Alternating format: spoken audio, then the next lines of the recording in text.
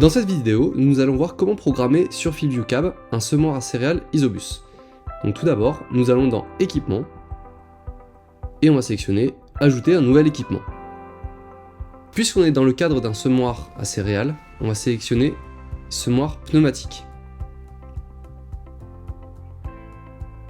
Voilà, on l'a ici, le semoir pneumatique. On clique ensuite sur Suivant. Ensuite, on va sélectionner la marque de son semoir. Donc là, on a les différents semoirs. Et si on ne retrouve pas la marque de son semoir, on peut toujours aller sur la partie Sur mesure. Il faudra ensuite rentrer toutes les différentes mesures du semoir. Là, en l'occurrence, on peut sélectionner un semoir Horsch pour l'exemple. Et ensuite, on a les différents modèles de semoir Horsch. Et une fois que j'ai sélectionné mon modèle, je clique sur Suivant.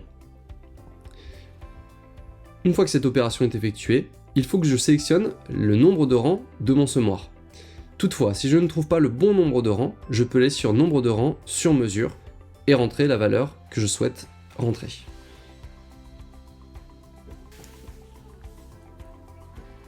Une fois que j'ai rentré le nombre de rangs de mon semoir, je peux sélectionner l'espacement que j'ai entre chaque rang. Alors j'ai différentes mesures qui me sont proposées.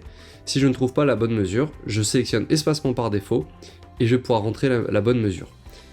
Il est important de préciser que toutes les mesures sont à rentrer en centimètres. Donc par exemple ici je rentre 12,5 cm. Ensuite je sélectionne mon type d'attelage. Donc si c'est un 3 points, un tiret ou un 2 points, un pivot.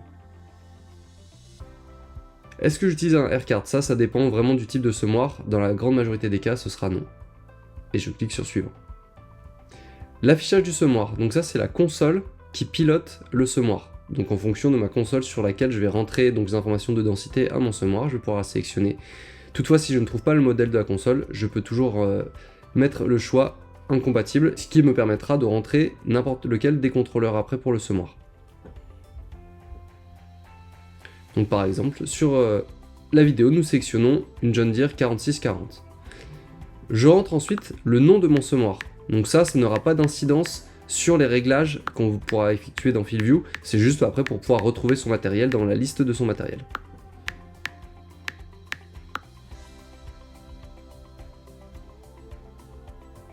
Une fois que j'ai rentré le nom de mon semoir, je vais rentrer donc le délai de démarrage et le délai d'arrêt d'enregistrement.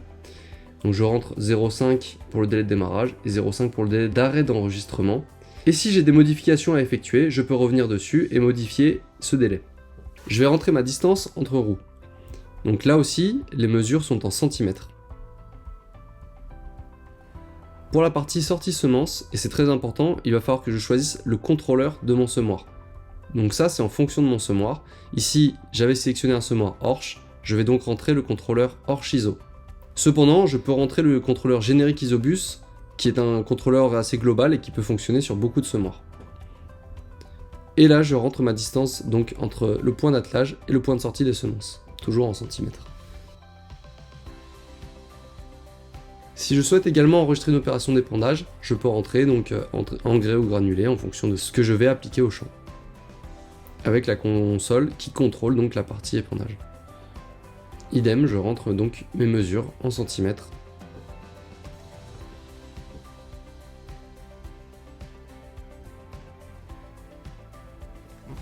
Ensuite, je peux rentrer mon nombre de trémies. Donc ça va dépendre là aussi de mon type de semoir.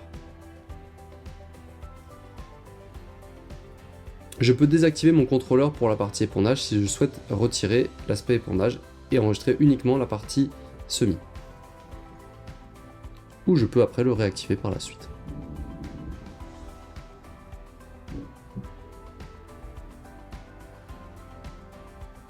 Je m'assure que tous les réglages qui ont été rentrés sur mon semoir sont bons, et une fois que tout cela est OK, je peux aller sur Terminer mon semoir.